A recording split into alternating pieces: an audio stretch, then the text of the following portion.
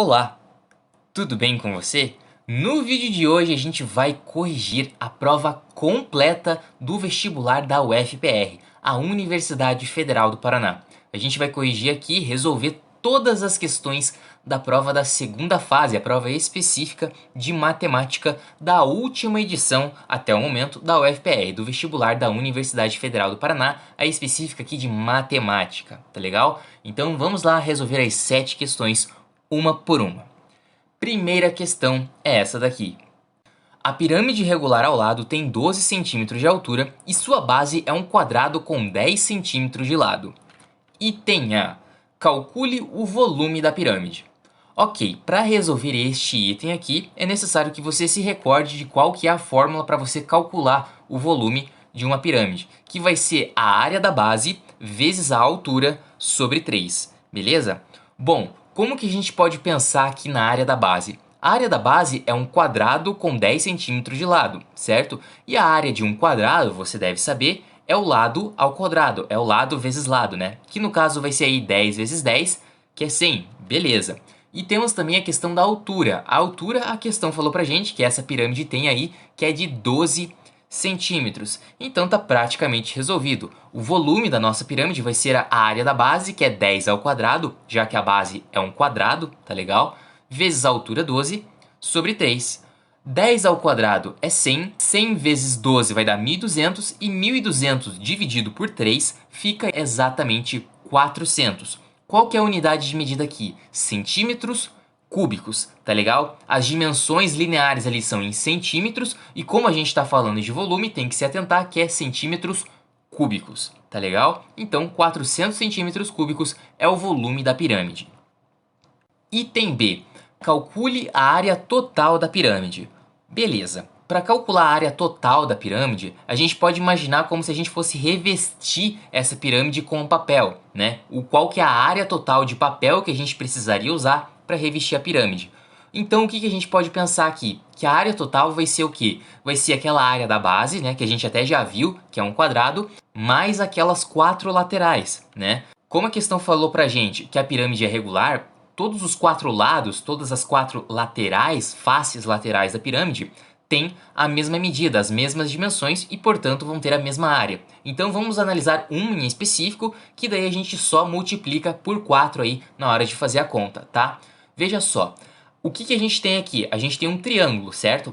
A face, né, cada face lateral é um triângulo de base 10, tá? O problema aqui é que a altura a gente ainda não sabe, né? A altura a gente não sabe, porque não é a mesma altura da pirâmide. A altura da pirâmide é 12, tá legal? Mas a altura da face lateral, daquele triângulo que está na lateral, não é 12. E como que a gente faz? Bom, a altura da pirâmide vai estar bem no meio ali da base. Então se a gente conectar esse meio da base ali com a nossa face que a gente está analisando, vai dar o quê? Vai dar 5 centímetros, certo? Porque é metade do lado do quadrado, tá legal? Então a gente tem essas dimensões aí, 12, 5 e não tem uma outra dimensão que é justamente o que a gente quer encontrar, que é a hipotenusa desse triângulo que a gente formou, que nada mais é do que a altura, né? O segmento laranja, a altura lateral aí de uma face lateral, beleza? Se você observar bem, o que a gente tem aqui é um triângulo retângulo e a gente conhece dois catetos e precisa saber a hipotenusa. Nessas horas, a gente tem que usar o Teorema de Pitágoras, que diz que a hipotenusa ao quadrado é igual à soma dos quadrados dos catetos. Vamos lá então. O A aqui, que eu estou dizendo que é a nossa hipotenusa, né? Então é o sinônimo do H que a gente está procurando, vai ser o quê? Vai ser 5 ao quadrado, que é aquele pedacinho azul ao quadrado, né, da figura de cima, mais 12 ao quadrado, que é aquele outro segmento ali que mede 12 que está em verde, né? São os dois catetos do meu triângulo retângulo que eu formei ali, tá legal? Então, a nossa hipotenusa vai ser o quê? 5 ao quadrado é 25, 12 ao quadrado é 144. Então, o A ao quadrado, ou o H ao quadrado, né, a nossa hipotenusa, vai ser 169. Só que a gente não quer saber A ao quadrado, a gente quer saber o valor da hipotenusa mesmo. Então, tiramos a raiz quadrada de 169, que é exatamente 13. Quer dizer que o H, né, aquele segmento que a gente desenhou em laranja, mede 13 centímetros.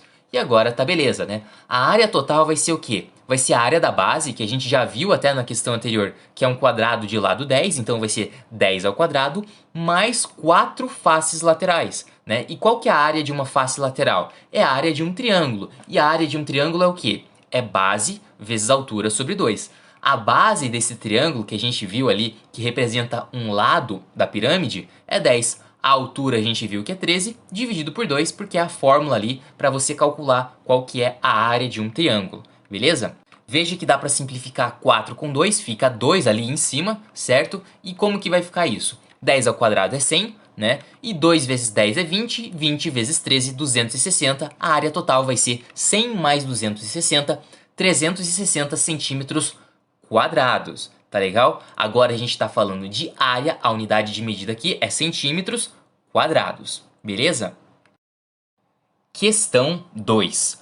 Em uma gincana escolar, cada uma das 3 equipes participantes recebe uma lista de tarefas. A primeira equipe a cumprir cada uma das tarefas dessa lista recebe 2 pontos e as demais equipes não pontuam nessa tarefa. Item A. Qual é o número mínimo de tarefas que a lista deve ter para que se tenha certeza de que alguma equipe atinja a marca de 10 pontos? Bom, a questão falou pra gente que cada vez que uma lista é completada, né, a equipe recebe 2 pontos. Então, para atingir 10 pontos, tem que fazer quantas listas de tarefas? Tem que fazer 5 listas, tá legal? E como a gente quer ter certeza de que alguma equipe atinja aí essas 5 listas, né, essas 5 tarefas, o que a gente vai pensar? A gente vai pensar no pior cenário. Como assim? Qual que é o pior cenário, né, para a gente não garantir que pelo menos uma equipe tenha feito 5 tarefas? Bom, é a gente assumir que cada equipe fez exatamente 4 tarefas, né? E dessa forma cada uma tem 8 pontos, não atingiu os 10 pontos que a questão aí falou, beleza? Então o que a gente pode pensar a partir desse momento? 12 tarefas ainda não é o suficiente para a gente garantir, para a gente ter certeza, né, que alguma equipe atingiu os 10 pontos. Mas imagine o seguinte, imagine que vai ter uma 13ª tarefa. Com certeza uma das equipes vai terminar primeiro, né? E depois disso, essa equipe vai completar 5 tarefas e consequentemente atingir os 10 pontos. Então, com 13 tarefas, a gente garante com toda certeza, né, que pelo menos uma equipe aí vai atingir a marca de 10 pontos, tá legal? Então é só isso aí, 13 tarefas. Item B. Após 5 tarefas da lista terem sido concluídas, qual é a probabilidade de alguma das equipes ter obtido exatamente 6 pontos? Vamos lá, exatamente 6 pontos, não quer dizer mais que 6 pontos ou 6 ou mais, tá? É exatamente 6. Para você ter feito 5 tarefas da lista e ter 6 pontos, o que isso quer dizer? Quer dizer que a equipe vai conseguir fazer 3 tarefas, né? E daí conseguir 6 pontos, e outras 2 tarefas não vai ser ela, essa equipe aí, que vai concluir. Então a gente tem que pensar o seguinte, a gente tem que pensar em uma equipe que das 5 tarefas que fez, conseguiu aí concretizar, realizar, terminar 3 delas, tá legal? Então como que fica isso? Pensando aí que são 3 equipes e que cada equipe tem a mesma chance, a mesma probabilidade de cumprir essa tarefa, o que a gente vai ter aí? A gente vai ter 1/3 de probabilidade de uma determinada equipe concluir a tarefa e 2/3 dessa mesma equipe não concluir a tarefa, tá legal? Então é 1/3 de chance de concluir e 2/3 de chance de não concluir. Então qual que vai ser a probabilidade de uma determinada equipe ter tido exatamente 6 pontos? Ela vai ter que ter conseguido fazer 3 tarefas, então por isso eu coloquei ali 1/3 elevado ao cubo, porque é 1/3 vezes 1/3 vezes 1/3, né? Vai ter que fazer uma tarefa e outra, né? E depois ali eu coloquei 2/3 elevado ao quadrado, né? 2/3 vezes 2/3, porque não vai fazer uma tarefa e não vai fazer outra tarefa, e aí a gente consegue contemplar as 5 tarefas em questão, tá? Só que tem um detalhe, isso aqui não considera a ordem em que as tarefas são feitas. Como assim? Do jeito que eu coloquei, o que eu coloquei? Eu coloquei 1/3 vezes 1/3 vezes 1/3 vezes 2/3 vezes 2/3. Nesse caso aí, o que eu tô colocando é a probabilidade de uma equipe fazer as 3 primeiras tarefas e não fazer a quarta e a quinta tarefa, tá? Mas isso não é exatamente uma regra, né? Você não precisa fazer as 3 primeiras tarefas. Você pode fazer, por exemplo, a primeira, a segunda e a terceira, né? Que é o caso que eu coloquei aqui. Mas pode colocar, por exemplo, a primeira, a segunda e a quinta. A segunda, a terceira e a quarta. Existem algumas combinações, tá? De tarefas que você pode fazer ou não, já que são 5 tarefas e dessas 5 você faz 3.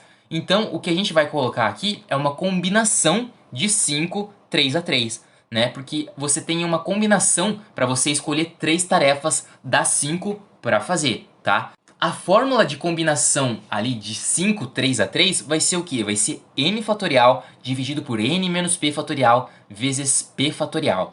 N é o 5 e o nosso P aqui é o 3. Então vai ficar 5 vezes 4 vezes 3 vezes 2 vezes 1 em cima. E veja que eu abreviei ali em cima 5 vezes 4 vezes 3 fatorial, tá? Eu já vou explicar o porquê. E ali embaixo N menos P fatorial, que é 5 menos 3 fatorial, vezes 3 fatorial. 1/3 elevado ao cubo fica quanto?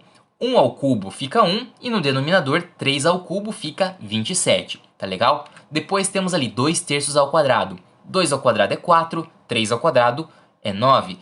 E ali, né, na parte da combinação, a gente consegue simplificar o 3 fatorial em cima e o 3 fatorial embaixo. 5 menos 3 fatorial ali no denominador, que 5 menos 3 fatorial é 2 fatorial e 2 fatorial é 2. Então vai ficar 5 vezes 4 em cima e 2 ali embaixo, né? Dá até para simplificar o 4 com 2, fica 2 em cima, beleza? E aí o que a gente vai ter?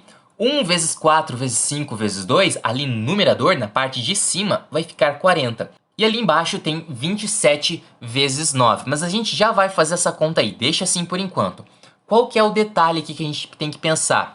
O que a gente calculou foi a probabilidade de uma equipe fazer 3 das 5 tarefas. Só que pensa o seguinte, não é uma equipe apenas, são 3 equipes. Então essa probabilidade aí a gente vai ter que multiplicar por 3, né? Porque a pergunta é qual que é a probabilidade de alguma das equipes ter obtido exatamente 6 pontos. Se a pergunta fosse qual a probabilidade de uma determinada equipe obter os 6 pontos, seria isso aí mesmo. Mas é essa probabilidade para cada uma das equipes, tá legal? Então a gente vai ter que fazer o quê? A gente vai ter que multiplicar essa probabilidade por 3, tá legal? E agora a gente simplifica um 3 em cima com o 9 ali de baixo, fica 3 no numerador, né? No denominador, perdão. E a probabilidade que a gente procura fica 40 dividido por 27 vezes 3, e 27 vezes 3 é 81. Então a probabilidade de alguma das equipes terminar aí essa lista de tarefas com exatamente 6 pontos é 40 sobre 81. Item B resolvido. Questão 3. Considere as funções f e g cujos gráficos estão esboçados abaixo. Item A. Com base nos gráficos, preencha a tabela com os valores solicitados. Beleza. O primeiro valor solicitado é o g de 1, né? O valor da função g quando x vale 1. É só olhar no gráfico ali, no gráfico da função g, quando x vale 1, o y, né, que é o valor da função, vale menos 2. Então, o y aí a gente coloca menos 2. Aqui tem que tomar cuidado. O que a questão está pedindo é um valor que está relacionado a uma função inversa, tá? Se você lembrar lá como que faz uma função inversa, como que é? Geralmente a gente faz uma troca do x com o y. Então, a função inversa ali, quando na f dá menos 1, para o valor menos 4, a gente vai fazer o contrário. Então, ao invés de pensar que aquele menos 4 é o valor do x, a gente pensa que aquele menos 4 é o valor do y e que a gente está procurando o valor do x. Então é o contrário, é invertido mesmo, né? No geral a gente pega o valor de x e procura o y, mas quando é função inversa, né, que a gente tem que mostrar aí, o que a gente vai fazer é pegar o valor de y e achar o x. Nesse caso aqui da função f, o valor da inversa ali é menos 4 e o que a gente vai ter que colocar é o 4, tá legal? É invertido, beleza? Função composta aqui, né? F dá f de menos 1. Bom, vamos fazer de dentro para fora. F de menos 1 é o quê? Quando a função f tem o x valendo menos 1, o y vale 1. Em outras palavras, f de menos 1 é 1. E o que a gente quer saber é f da f de menos 1. Só que f de menos 1 já é 1. Então o que a gente quer saber, na verdade mesmo, é f de 1. E f de 1 vai ser quanto? Bom, Quando a nossa função f tem o valor x ali valendo 1, o y está zerado. Então, f da f de menos 1 é zero, beleza? A mesma ideia que a gente vai usar na função g, né? A gente primeiro pensa qual que é o valor da f de menos 3, então a gente vai lá, valor menos 3 na função f, né? Quando x vale menos 3, o nosso valor de y vale 3. Então, f de menos 3 é 3, beleza? Então, o que a gente quer saber é a g de 3. Então, vamos lá no gráfico da função g, olha o x quando ele vale 3, tá legal? E veja o seguinte, quando x vale 3, o nosso y vale 2. Então, a g de f de menos 3 é 2. E assim a gente preenche a tabela. Item B. Sabendo que a função g é periódica com período t igual a 4, esboce o gráfico da função h de x igual a g de x mais 1 menos 2. Ok. Veja, a função h, que é o que a gente vai ter que esboçar no gráfico abaixo, ela se baseia na função g. Só que ela pega os valores da função g e veja que depois tem um menos 2 ali. Veja, a função g, eu até coloquei o gráfico aqui, ela varia de quanto? De menos 2 até 2, certo? E o que a função h vai fazer é pegar esse valor da função g e subtrair 2. Ou seja, se a função g varia de menos 2 a 2, a função h vai variar de menos 4 a 0. Então ela cai ali 2 unidades para baixo porque eu estou justamente subtraindo 2 unidades. Então vamos começar pensando no x igual a 0. Qual que é o valor da função h, né, quando x vale 0? Bom, quando x vale 0, eu tenho ali g de x mais 1. Ou seja, quando x vale 0, eu tenho que considerar a função g de 1, né? O valor da função g quando x vale 1. Vamos lá, olha lá o gráfico da função g. Quando o x da função g vale 1, o y vale menos 2. Então ali no caso, o g da x mais 1 vai ser exatamente menos 2. Só que veja, a função h, ela pede o valor da função g de x mais 1, que é menos 2 nesse caso, né? Menos 2. Então, a função h de x, quando x vale 0, vai ser a g de 1, que a gente viu que é menos 2, tá legal? Menos 2. Menos 2 fica menos 4. Ou seja, quando x vale 0, a função h vale menos 4, tá? Agora, vamos pensar aí quando x vale 1. Quando x vale 1, o que a gente tem? A gente tem g de 2, né? G de 2 é o quê? Quando a gente olha ali na função g, no gráfico da função g, o que a gente tem? Quando x vale 2, a função g vale menos 1, tá legal? Então, menos 1, menos 2 para fazer a função h. Então, menos 1, menos 2 fica menos 3, beleza? E a gente coloca o pontinho ali. Vamos pensar agora no x valendo 2, tá? X valendo 2, a gente tem que achar o valor da função g quando x vale 3, tá legal? Então vamos lá. Quando x vale 3 na função g, o nosso y vale 2. Então a h de x vai ser 2 menos 2. E isso dá 0. Então quando x vale 2, o valor da função h é 0.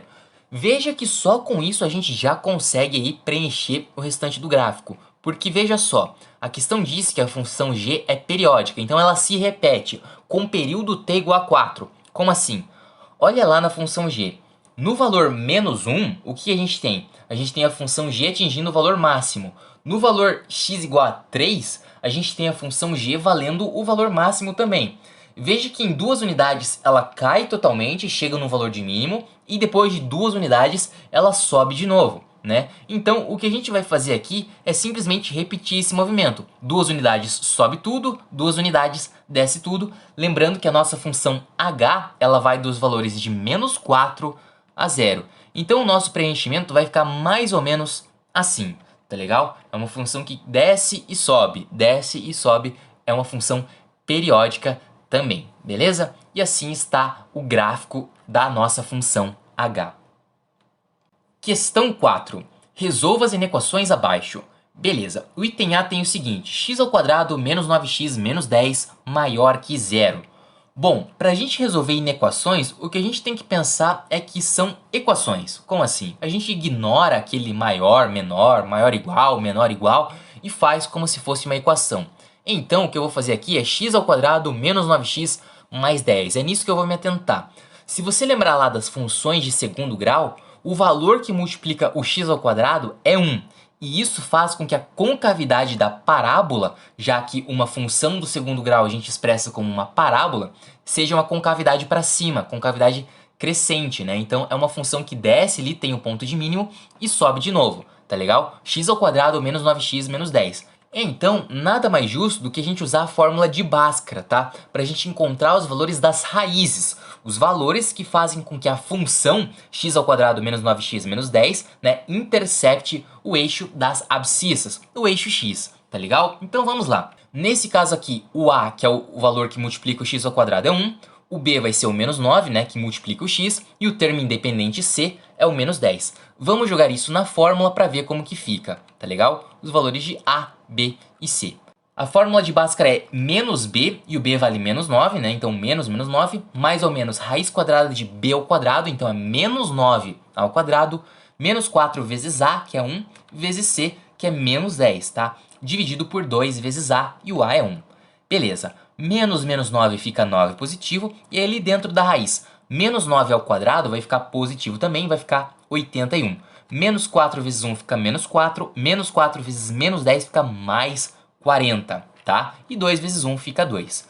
Bom, ali na raiz, 81 mais 40 é 121. E raiz de 121 é quanto? É 11, né? Então a gente tem dois valores aí para as raízes. 9 mais 11 sobre 2, né? 9 mais 11 que dá 20, 20 sobre 2 dá 10, então a primeira raiz é 10. E a segunda raiz ali, 9 menos 11, que é menos 2, menos 2 sobre 2 dá menos 1.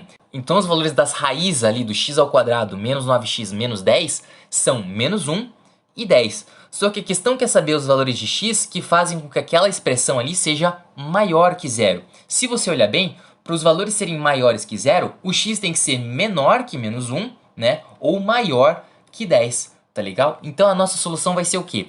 Vai ser o conjunto de todos os elementos pertencentes aos reais, então x pertencentes aos reais, tal que o x vai ser menor que menos 1, tá? Ou maior que 10, tá? Não é menor ou igual justamente porque a gente tem uma equação que é só maior, tá? Se fosse maior ou igual, menor ou igual, aí a gente tinha que se preocupar com isso. Mas é só maior, então não inclui o menos 1 e não inclui o 10, tá legal? Esse é o conjunto aí que resolve essa primeira inequação.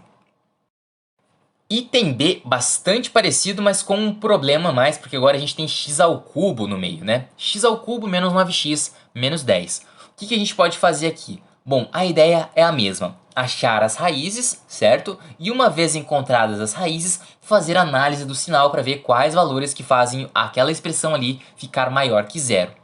Bom, a gente não consegue usar Bhaskara diretamente porque a gente tem um x ao cubo. Então, nessas horas, uma ideia é chutar valores. Como assim? Chutar valores para o x de modo que aquela expressão x ao cubo menos 9x menos 10 fique igual a zero.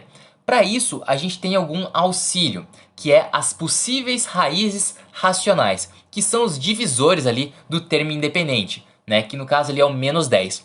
Quando o valor que multiplica o x que está em maior grau, no caso aí o x ao cubo, é 1, a gente pode pensar assim, que as possíveis raízes racionais, não são todas, tá? As possíveis raízes racionais desse x ao cubo menos 9x menos 10, ou seja, os valores de x que fazem essa expressãozinha aí valer exatamente zero, as possíveis raízes racionais são os divisores do termo independente. Quem é o termo independente? Menos 10. Então as possíveis raízes racionais são os divisores positivos e negativos desse termo independente aí. Mais ou menos 1, mais ou menos 2, mais ou menos 5, mais ou menos 10. Tá? Aí você vai ter que ficar brincando um pouco com os valores, mas vamos testar aqui o menos 2, tá? Então vamos supor que o menos 2 é a raiz, ou seja, que ele faz aquela expressão ali valer exatamente zero.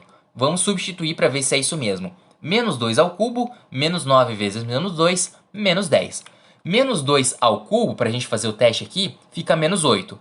Menos 9 vezes menos 2 fica positivo, fica 18 positivo, menos 10. Menos 8 mais 18 fica 10, e 10 menos 10 fica 0. Então, beleza, o menos 2 de fato é uma raiz. A gente vai ter que fazer isso com todas? Não, tá? A gente tem uma raiz, que é o menos 2, e agora a gente tem que achar as outras duas. Como que a gente pode fazer isso? A gente pode fazer isso utilizando Briot-Ruffini. Como assim? Eu tenho x ao cubo menos 9x menos 10, certo? E eu quero saber quais são as três raízes. E eu já tenho uma delas, que é o menos 2. Então, para eu transformar um polinômio de terceiro grau num polinômio de segundo grau, eu uso uma das raízes e aplico o método de Briot-Ruffini.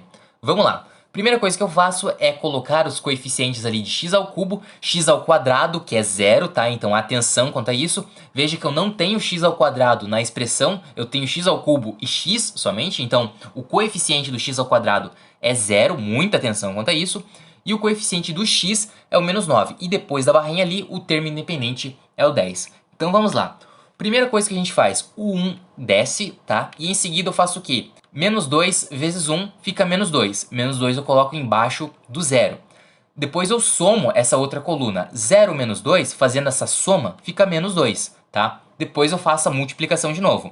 Menos 2 vezes a raiz que eu tenho, que é menos 2, fica 4 positivo. E isso eu coloco embaixo do menos 9. Menos 9 mais 4, já que eu estou somando ali a coluna, fica menos 5. Menos 5 vezes a raiz, que é menos 2, fica 10 positivo. E agora a gente soma ali no finalzinho também. Menos 10 mais 10 fica exatamente 0. Beleza, se terminou o Brio Ruffini com 0, quer dizer que você acertou a conta de fato, tá? Tem que terminar com 0. Beleza, eu terminei a conta aí do Brio Ruffini e agora? Veja que eu tenho ali embaixo 1, menos 2 e menos 5, né? Entre as barras. Quer dizer o quê? Eu transformei o meu polinômio de terceiro grau em um polinômio de segundo grau, que é x ao quadrado menos 2x menos 5. Aqueles valores 1, menos 2 e menos 5 nada mais são do que os coeficientes do nosso polinômio de segundo grau que a gente conseguiu reduzir. E adivinha só, as raízes desse polinômio de segundo grau são duas raízes que também pertencem ao conjunto das raízes daquele polinômio original de terceiro grau. Em outras palavras, a gente tem três raízes para encontrar, né? Já que a gente está falando de um polinômio ao cubo, x ao cubo menos 9x menos 10, a gente já achou uma, que é o menos 2, e as outras duas a gente encontra resolvendo esse polinômio aí de segundo grau, tá legal? Vamos usar Bhaskara de novo aqui. Então, os valores de A dessa vez são 1, o valor de B é menos 2 e o valor de C é menos 5. Vamos ver como que fica isso aqui, jogando os valores na fórmula e já fazendo as contas. Menos 2 fica 2, e dentro da raiz, o b ao quadrado, que é o menos 2 ao quadrado, fica 4 positivo, menos 4 vezes a vezes c, que é menos 5, vai ficar 20 positivo, tá? Menos com menos ali vai dar mais, então atenção quanto a isso. Dividido por 2 vezes 1, que é 2. Então o que eu tenho ali nada mais é do que o x valendo 2, mais ou menos raiz de 24 sobre 2. Bom, 24 não é uma raiz exata, então não dá pra gente tirar a raiz quadrada. Mas veja, eu posso fazer 24 como 4 vezes 6. Por que isso?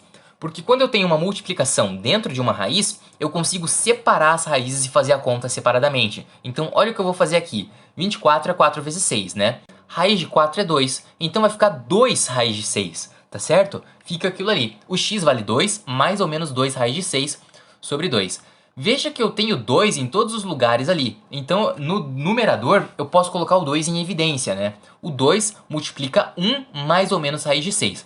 Veja que se eu fizer nessa etapa a propriedade distributiva, eu volto ao que eu tinha antes, tá? Então, eu apenas reescrevi de um outro jeito, colocando o 2 em evidência. E por que eu fiz isso? Eu coloquei o 2 em evidência porque dessa forma ele fica multiplicando. E quando o 2 está multiplicando, eu consigo dividir ele e simplificar. Tá legal? Então o 2 ali no denominador com o 2 no numerador vão embora.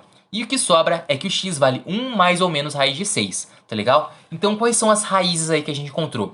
1 mais raiz de 6 e 1 menos raiz de 6, tá certo? Vamos colocar isso na reta ali dos valores de x, tá? Pra gente determinar quais são as três raízes que a gente encontrou. A gente encontrou a raiz menos 2, a gente encontrou a raiz 1 menos raiz de 6 e a gente encontrou a raiz 1 mais raiz de 6. Bom, 1 menos raiz de 6 é um valor que está entre menos 2 e entre 1 mais raiz de 6, tá? Por quê? Raiz de 4 é 2, raiz de 9 é 3 e raiz de 6 vai ser, sei lá, uns 2,5. 1 menos 2,5 vai dar menos 1,5. Ainda é um valor maior que o menos 2, mas é menor do que aquela outra raiz ali, tá?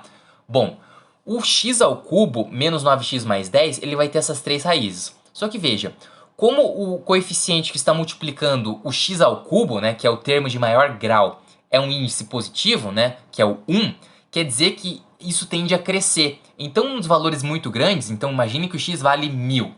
A expressão x ao cubo menos 9x menos 10 vai ser um valor bem grande, então essa função tende a crescer. Em outras palavras, depois da raiz 1 mais raiz de 6 ali, a função vai só crescer. Antes disso, ela caiu, certo? Ficou o valor negativo. E para a gente conseguir ter ali as três raízes exatamente, né? Que são os três pontos em que a nossa funçãozinha intercepta o eixo x, vai ter esse comportamento aqui. Tava bem baixo, sobe, desce e sobe de novo, interceptando o eixo x nas três raízes que a gente encontrou. Beleza, beleza, beleza. Só que para que x ao cubo menos 9x menos 10 seja maior que zero, quais são os valores possíveis? Bom, são os valores ali que estão entre o intervalo de menos 2 até 1 menos raiz de 6, ou então da 1 mais raiz de 6 até o infinito, né? São esses os valores, né, de x que fazem com que essa equação, com que esse polinômio, melhor dizendo, x ao cubo menos 9x menos 10, tenha aí o valor maior que zero. Bom, como que a gente expressa isso em forma de intervalo? Assim, olha lá. A solução S ali vai ser o x, o conjunto de valores x pertencentes a um intervalo aberto, por isso que eu estou colocando colchetes para fora, tá? Que vai entre o menos 2 até o 1 menos raiz de 6, tá? O colchetes está para fora justamente porque é um intervalo aberto. Eu não estou considerando o valor exato de menos 2 ou o valor exato de 1 menos raiz de 6, tá? Eles não fazem parte da resposta. União, por isso aquele U ali, com aquele outro conjunto, que vai do 1 mais raiz de 6, mas o intervalo é aberto, porque o 1 mais raiz de 6 não conta, tá? É a partir dele, até o infinito, tá? E no infinito, né, mais infinito ou menos infinito, a gente sempre coloca intervalo aberto, por isso que a gente colocou ali colchetes para fora. Essa é a solução aí dessa inequação, beleza? Questão 5. Sendo x, y e z números reais, considere as matrizes. E aí a questão dá para você a matriz A e a matriz B. Item A. Supondo que x igual a 1, y igual a 1 e z igual a menos 2, calcule o produto das matrizes A vezes B. Beleza, o que a gente vai fazer aqui é bem simples. No lugar de x, y e z da matriz A, eu vou substituir por 1, 1 e menos 2, tá legal? Foi só isso que eu fiz e agora a gente vai multiplicar as matrizes. Veja só, é A vezes B e não B vezes A. O que eu quero dizer com isso? As matrizes, na hora de a gente multiplicar, na hora de a gente fazer o produto, ela não é comutativa. Como assim? A vezes B dá um valor diferente de B vezes A, quando a gente fala de matrizes, tá? Então é A primeiro e B depois. Por quê? Porque a gente vai fazer aquele esquema de linha e coluna, tá? Para calcular cada um dos 16 elementos, tá? Que vão compor aí a matriz A vezes B. Então, vamos lá. Para calcular o primeiro elemento, vai ser a primeira linha da matriz A com a primeira coluna da matriz B. 1 vezes 0 fica 0, menos 1 vezes 0 fica 0 também, 2 vezes 1 fica 2, por isso eu coloco lá, e 1 vezes menos 1 fica menos 1, beleza? Aí está o primeiro elemento dos 16 que a gente vai calcular. Vamos para o próximo. Primeira linha, segunda coluna. 1 vezes 0 dá 0, menos 1 vezes 0 dá 0, 2 vezes menos 1 fica menos 2, e 1 vezes 2 fica 2. Beleza? Agora, primeira linha com a terceira coluna. Vamos de novo. 1 vezes 3 fica 3, menos 1 vezes 2 fica menos 2, 2 vezes 2 fica 4, e 1 vezes menos 5 fica menos 5. Agora para o quarto elemento ali. 1 vezes 2 fica 2, menos 1 vezes 1 fica menos 1, 2 vezes 1 fica 2, e 1 vezes menos 3, menos 3, tá? Calculamos ali a primeira linha. Vamos que ainda tem mais. Segunda linha com a primeira coluna agora. 1 vezes 0 dá 0, 0 vezes 0 dá 0, 1 vezes 1 dá 1, então eu coloco lá, e 1 vezes menos 1 dá menos 1, beleza? Vamos para o próximo, segunda linha com segunda coluna. 1 vezes 0 dá 0, 0 vezes 0 dá 0, 1 vezes menos 1 dá menos 1, e 1 vezes 2 dá 2. Segunda linha com terceira coluna. 1 vezes 3 dá 3, 0 vezes 2 dá 0, 1 vezes 2 dá 2, 1 vezes menos 5 dá menos 5. E agora, segunda linha com a quarta coluna. 1 vezes 2 dá 2, 0 vezes 1 dá 0, 1 vezes 1 dá 1, e 1 vezes menos 3 fica menos 3, tá? Terceira linha agora. 1 vezes 0, 0, 2 vezes 0, 0, 0 vezes 1 dá 0 também, e 0 vezes menos 1 dá 0 também. Então aquele elemento é 0. Terceira linha com segunda coluna. 1 vezes 0 dá 0, 2 vezes 0 dá 0, 0 vezes menos 1 dá 0, e 0 vezes 2 dá 0. Então aquele outro elemento é 0 também. Terceira linha com terceira coluna. 1 vezes 3 dá 3, 2 vezes 2 dá 4, 0 vezes 2 dá 0 e 0 vezes menos 5 dá 0 também. Terceira linha com quarta coluna agora, como que fica? 1 vezes 2 dá 2, 2 vezes 1 dá 2, 0 vezes 1 dá 0 e 0 vezes menos 3 dá 0 também. Finalmente, vamos para a última linha agora com a primeira coluna. 1 vezes 0 dá 0, menos 2 vezes 0 dá 0, 0 vezes 1 dá 0 e 0 vezes menos 1, 0 também. Então aquele elemento é 0 também. Quarta linha com segunda coluna. 1 vezes 0 é 0, menos 2 vezes 0 é 0, tá acabando. 0 vezes menos 1 é 0 e 0 vezes 2, 0 também. Quarta linha com terceira coluna.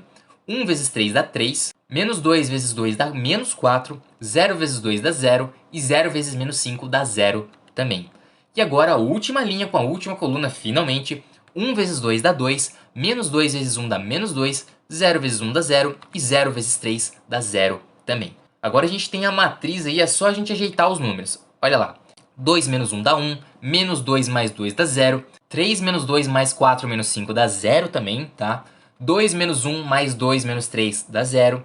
Agora na segunda linha, 1 menos 1 dá 0, menos 1 mais 2 dá 1, 3 mais 2 menos 5 dá 0, 2 mais 1 menos 3 dá 0. Ali a gente tem aquele conjunto de zeros que a gente já calculou. E agora, 3 mais 4 dá 7, 2 mais 2 dá 4, 3 menos 4 fica menos 1 e 2 menos 2 fica 0. Ufa, trabalhozinha, mas agora a gente tem de fato o produto das matrizes A vezes B, beleza?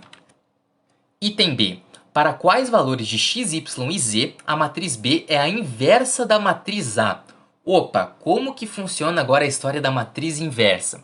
Bom, uma matriz vai ser a inversa da outra quando eu fizer a multiplicação de uma pela outra, tá? E o que resultar dessa multiplicação for exatamente uma matriz identidade. E o que é uma matriz identidade? Uma matriz identidade nada mais é do que uma matriz que tem como diagonal principal só número 1, tá?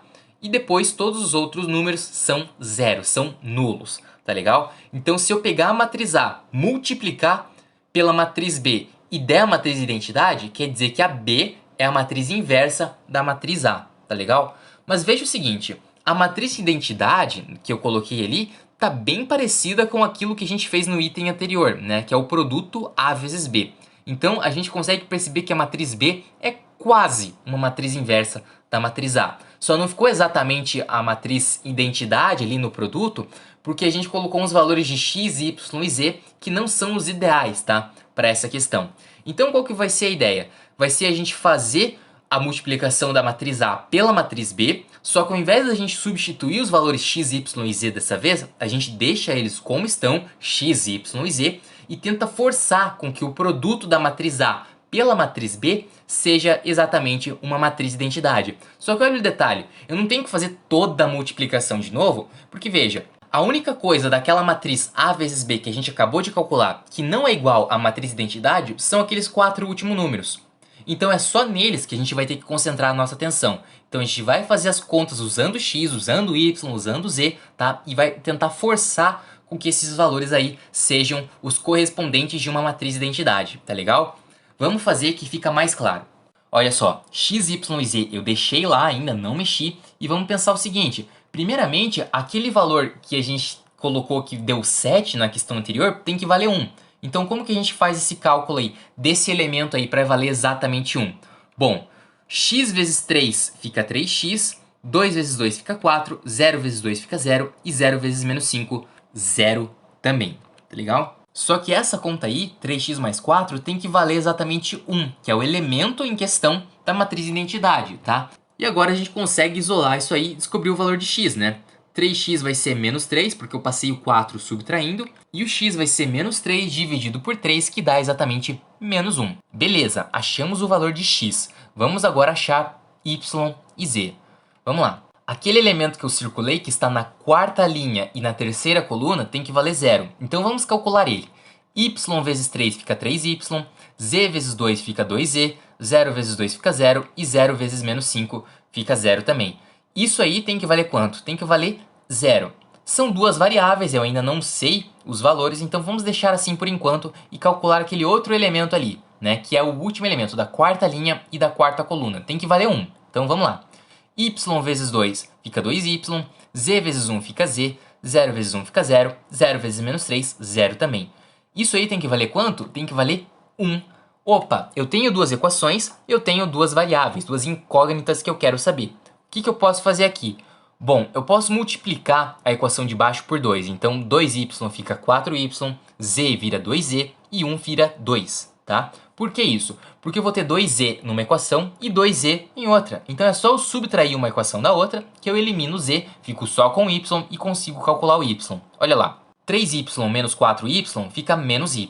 2z menos 2z morreu, que era justamente o que eu queria, e 0 menos 2 fica menos 2. Então menos y vale menos 2, o que quer dizer que o y vale 2. É só trocar o sinal do y e trocar o sinal do menos 2, tá? Y igual a 2. E agora eu posso pegar qualquer equação que eu já tinha, por exemplo, essa daqui, para achar o valor de z, que é o que falta, né? 2y, e o y a gente já viu que é 2, mais z igual a 1. Então 4 mais z igual a 1. Z vale 1 menos 4, que dá menos 3. Achamos aí os valores de x, y e z, que vão fazer com que a matriz B seja a matriz inversa da nossa matriz A. E a questão está resolvida. Questão 6 tem um pouco a ver com química e invadindo a prova de matemática. Vamos dar uma olhada. O pH de uma substância é um valor que expressa a concentração de íons de hidrogênio H+, medida em mol por litro, em uma solução aquosa. Para o cálculo do pH de uma substância, usa-se a expressão pH igual a menos log da concentração de íons de hidrogênio. Item A. Sabendo que a água possui pH igual a 7 e que uma bebida energética tem pH igual a 3, quantas vezes a concentração de íons de hidrogênio H+, é maior na bebida energética em relação à concentração na água? Ok, vamos por etapas. Vamos primeiro pensar aí no pH da água e depois no pH da bebida energética. Vamos pensar então na concentração, né, de íons de hidrogênio em uma bebida em outra. Vamos começar pela água aqui. O pH da água é o menos logaritmo da concentração de íons de hidrogênio. Tá vendo que apareceu um 10 ali, log de 10? Pois é, em um logaritmo, quando não aparece nada na base, que foi o caso ali da questão, que a questão nos deu apenas menos log da concentração de hidrogênio, a gente pressupõe que o que está na base é 10, tá legal? Eu coloquei ali só para ficar mais claro. E o pH da água, a questão falou que é 7, né? Então 7 igual a menos log na base 10 da concentração de íons de hidrogênio. Só que tá estranho, né? Porque é menos log. O que a gente costuma ver é o logaritmo positivo. Então vamos fazer o seguinte, para ficar mais fácil. Vamos trocar o sinal de todo mundo, multiplicar a equação por menos 1. O 7 vai virar menos 7, o menos log vai virar log, tá legal? E agora a gente consegue aplicar a definição aqui sem maiores problemas. Como assim? Base elevado ao menos 7 vai dar a concentração de íons de hidrogênio, né? Aquela voltinha lá do logaritmo, né? Então 10 elevado a menos 7 é justamente a concentração em mols por litro, né, de íons de hidrogênio presentes na água. 10 na menos 7. Guarde esse valor aí. E vamos pensar agora na bebida energética. O procedimento é o mesmo, né? A fórmula é a mesma, só que o pH da bebida energética, a questão falou pra gente que é 3. Mesma ideia, multiplica tudo por menos 1, então vai ficar menos 3 igual a log na base 10 da concentração de íons de hidrogênio, tá? E faz a voltinha lá, que é a definição de logaritmo. 10 elevado a menos 3 vai dar a concentração de íons de hidrogênio na bebida energética, tá? Vamos pensar o seguinte, 10 na menos 7 é a mesma coisa que 1 sobre 10 elevado a 7, que é 0,000001, tá? E 10 elevado a menos 3 é a mesma coisa que 1 sobre 10 elevado ao cubo, tá? Que é 0,001. Então, o que eu quero dizer? Eu quero dizer que a concentração de íons de hidrogênio na bebida energética é maior, tá? É um número maior em mol por litro do que na água, tá? E como que a gente faz para saber quantas vezes maior é? A gente pega o maior, que no caso é a concentração na bebida energética, 10 elevado a menos 3, e divide aí pela concentração de íons de hidrogênio presente na água, 10 na menos 7. Vamos fazer essa conta aí e ver como que fica. 10 na menos 3, que é a concentração ali na bebida energética, dividido por 10 na menos 7, que é a concentração de íons de hidrogênio na água. Como que a gente faz isso? A base é igual, né? Então a gente está dividindo potências de mesma base, a gente mantém a base, que é 10, e faz a subtração dos expoentes. Como assim? Menos 3 menos menos 7. Atenção quanto aos sinais. Menos 3 menos menos 7 é a mesma coisa que menos 3 mais 7, que fica 4 positivo. Então 10 na quarta. 10 na quarta é 1 seguido de 4 zeros. Então 10.000. Ou seja, a concentração de íons de hidrogênio presentes na bebida energética é 10.000 vezes maior do que a concentração de íons de hidrogênio presentes na água, tá legal? E essa é a resposta dessa questão. Item B. constatou-se em laboratório que o suco de limão possui uma concentração de íons de hidrogênio H+, igual a 0,0072 mol por litro. Supondo que log de 2 igual a 0,30 e log de 3 igual a 0,48, calcule o pH do suco de limão. Dê sua resposta na forma decimal. Ok, a questão deu ali log de 2, log de 3 e não foi por acaso. A gente vai ter que usar de fato isso em algum momento. Mas primeiro vamos aplicar lá a definição, vamos aplicar a fórmula. O pH do suco de limão, que é o que eu quero saber e eu não sei, é menos log na concentração de íons de hidrogênio, que foi o que a questão deu dessa vez, que é 0,0072. De novo, para que a gente não precise trabalhar com logaritmo negativo, eu vou multiplicar a equação por menos 1. Vai ficar menos pH, tá? Lembrando que o que eu vou querer no final é o pH positivo, né? E não menos pH, que vai ser o log na base 10. Veja que não apareceu base, então eu coloco 10, de 0,0072. Só que veja o que eu fiz. Eu coloquei esse número decimal como 72 sobre 10.000. Por que isso? Bom, eu sei quanto que é o log de 0,0072? Não, não sei. Ah, mas por que que eu coloquei 72 sobre 10.000? Porque assim eu consigo ter uma divisão e consigo separar isso em mais de um logaritmo, né? Usando uma propriedade. Quando eu tenho ali uma divisão no logaritmando, eu posso fazer separado. Como assim?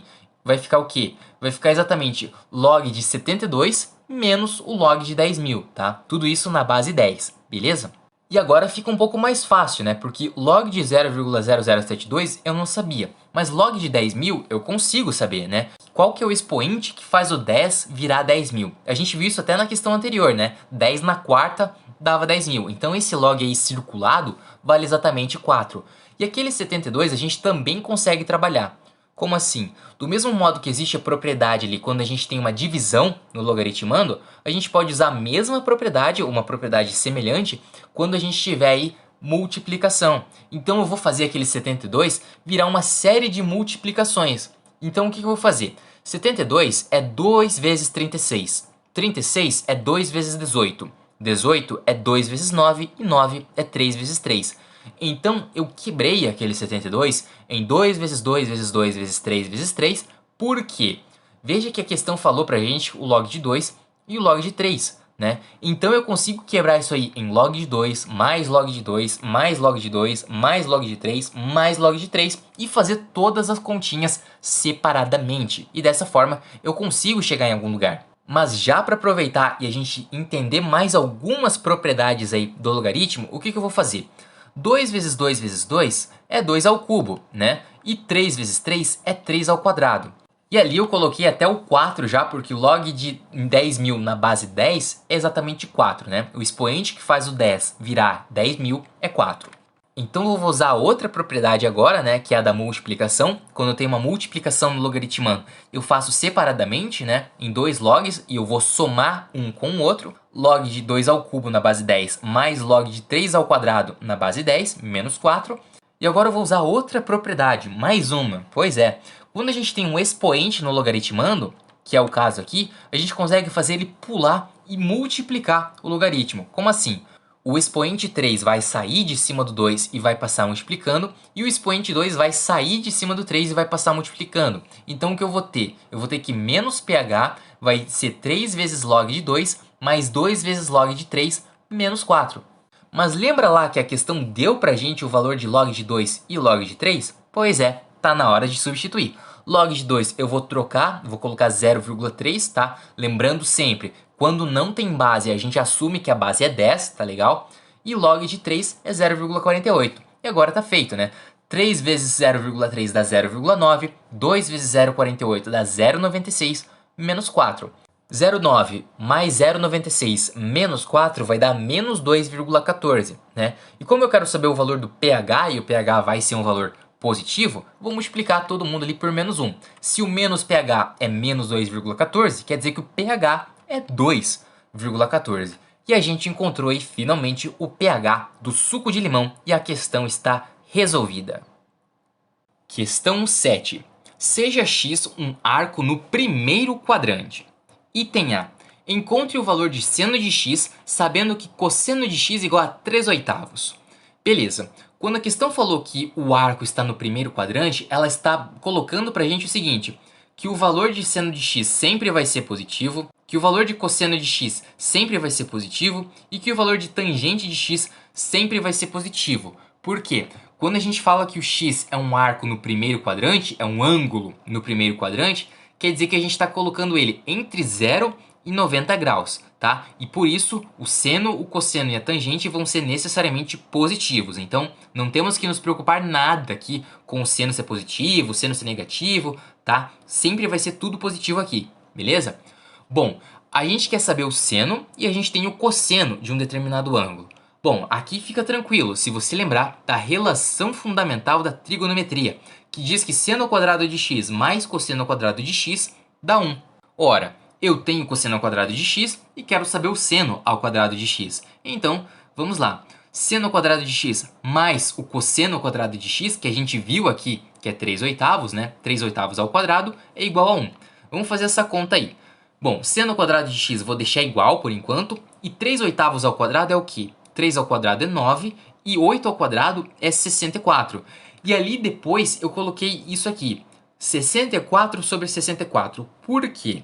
Bom, eu já tenho uma fração do lado esquerdo que tem como denominador o 64, né? E o 1 ali é fácil transformar em fração. Qualquer coisa dividido por ela mesma vai dar 1, né? Então 64 sobre 64. Por que isso? Porque eu quero saber o valor do seno de x. Então aquele 9 sobre 64 vai passar para o outro lado subtraindo. 64 sobre 64 menos 9 sobre 64, fica fácil você fazer a conta, né? Porque o que a gente vai ter aqui é a diferença de duas frações. 64 sobre 64 menos 9 sobre 64. E quando o denominador, que no caso é o 64, é igual, a gente não tem que se preocupar com o denominador e faz a conta apenas com o numerador. Como assim? 64 sobre 64 menos 9 sobre 64 vai ficar 55 sobre 64. Atenção, ainda não acabou. Isso aqui é o seno ao quadrado de x, mas o que a gente quer é o seno de x. Então a gente vai ter que tirar a raiz quadrada dos dois lados. E aqui é importante a informação de que o x é um arco no primeiro quadrante, porque dessa forma o seno não vai ter como assumir um valor negativo ali, né? Já que um valor negativo ao quadrado podia resultar naquele 55 sobre 64, tá? Então nesse caso aqui é só a gente tirar a raiz quadrada, tá? Raiz quadrada de seno ao quadrado de x fica o próprio seno de x, que é o que a gente está procurando. Raiz de 55 fica raiz de 55 mesmo, não tem como simplificar. E ali no denominador, raiz de 64 é 8. Então, o valor do seno de x, sabendo que o cosseno de x é 3/8, é raiz de 55 sobre 8. Item A resolvido. Item B. Encontre o valor de seno de x, sabendo que 8 tangente de x é igual a 3 cosseno de x. Beleza, o que a gente vai ter que pensar aqui? Vamos escrever essa expressão, 8 tangente de x igual a 3 cosseno de x, e lembrar do seguinte, tangente nada mais é do que seno sobre cosseno, tá? Então nessa expressão que eu já tenho, faz sentido eu trocar a tangente, que eu não quero saber, por seno sobre cosseno. Porque veja bem, a minha missão aqui é saber o valor do seno, tá? Então sempre que eu conseguir trocar alguma coisa que não tem nada a ver, no caso tangente, cosseno, por algo que envolva o seno, é melhor, tá? Então tangente eu vou trocar ali por seno sobre cosseno, tá? Já que tangente é exatamente isso. Primeira coisa, vamos fazer aquele cosseno de x que está dividindo multiplicar. Vai ficar como? Vai ficar 8 seno de x igual a 3 cosseno ao quadrado de x, tá? Veja bem, lembra que eu falei que é bom a gente não ter nada que não tenha a ver com o que a gente está procurando? A gente tem o seno de x aqui, beleza, mas o cosseno ao quadrado de x não vai ajudar a gente. Nessas horas a gente lembra de novo da relação fundamental da trigonometria.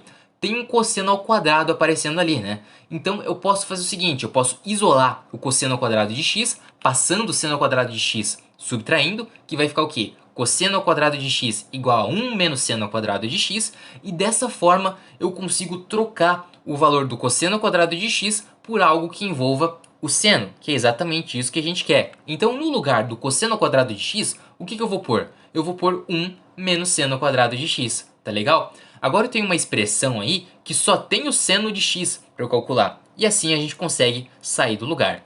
Veja bem, do lado direito ali, 3 vezes 1 fica 3, e 3 vezes menos seno ao quadrado de x fica 3 vezes menos seno ao quadrado de x, tá? Não muda isso aí. Agora eu quero que você repare o seguinte, eu tenho seno de x, eu tenho um valor que não tem seno, eu tenho seno ao quadrado, né? Isso tá parecendo um pouco com Bhaskara. Então o que a gente pode fazer? Jogar todo mundo para o mesmo lado, né? Então o 3 ali fica menos 3 e o menos 3 seno ao quadrado de x fica mais 3 seno ao quadrado de x. E em seguida veja o que eu tenho. Eu tenho seno ao quadrado, eu tenho seno e eu tenho termo independente. Então eu consigo sim usar Bhaskara aqui sem nenhum problema. O valor de A, que é o coeficiente que multiplica o que eu quero ao quadrado, é 3. O valor de B vai ser o 8. E o valor de C, o termo independente, vai ser 3. Basta a gente aplicar a fórmula de Bhaskara agora que a gente consegue sair do lugar. Então vamos lá. Menos B, e o B vale 8, mais ou menos raiz quadrada de B ao quadrado, 8 ao quadrado, menos 4 vezes A, que é 3, vezes C, que é menos 3, dividido por 2A, 2 vezes 3, tá? Como que fica isso? Menos 8, mais ou menos raiz quadrada de... Ali dentro da raiz, 8 ao quadrado é 64, menos 4 vezes 3 fica menos 12, e menos 12 vezes menos 3 dá mais 36, tá? Atenção quanto aos sinais sempre. E no denominador, 2 vezes 3 dá 6, beleza? Seno de x vai ser o quê? Menos 8 mais ou menos. Ali dentro da raiz eu tenho 64 mais 36, que é 100. E raiz quadrada de 100 a gente sabe que é quanto? Que é 10. Então fica menos 8 mais ou menos 10 sobre 6. Temos duas possíveis raízes aí, dois possíveis valores para o seno de x. Menos 8 mais 10 fica 2. 2 sobre 6 dá para simplificar, fica 1/3, tá legal? Ou então, menos 8 menos 10, que fica menos 18, e menos 18 sobre 6 fica menos 3. Opa, eu tenho duas respostas então para essa questão, certo? Errado. Por quê? Os valores de seno e de cosseno, eles sempre vão variar entre menos 1 e 1, tá? Sempre, sempre, sempre. Independente do ângulo, independente do valor x. Então, o seno nunca vai poder assumir o valor menos 3. E sobra para nós a resposta dessa questão. O seno de x é exatamente 1/3. E assim a gente termina a questão e resolve todas as questões dessa prova aí específica da Universidade Federal do Paraná, segunda fase de matemática. Tá legal? Bem, por esse vídeo é isso, espero muitíssimo que você tenha gostado. Qualquer dúvida deixe aí no comentário. Se gostou do vídeo, se inscreve no canal, tem mais resoluções aqui que a gente já resolveu, beleza? Que por esse vídeo é isso. Muito obrigado por acompanhar o canal, um grande abraço para você, excelentes estudos e até a próxima.